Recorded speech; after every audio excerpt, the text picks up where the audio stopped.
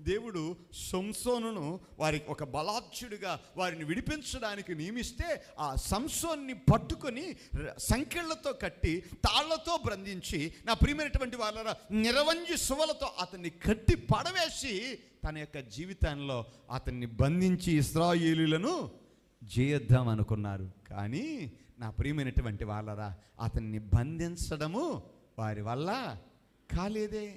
దేవుని యొక్క సన్నిధిలో అతడు ఒక్కసారిగా బలము తెచ్చుకున్నప్పుడు ఆ ఇనప సువ్వలు కాస్త, నిరవంజి సువ్వలు కాస్త, తాళ్ళు కాస్త, సంకెళ్ళు కాస్త తుత్తునీయులుగా మార్చబడ్డాయి. అందుకని బంధించి ఉండుట అసాధ్యం. ఆమేన్.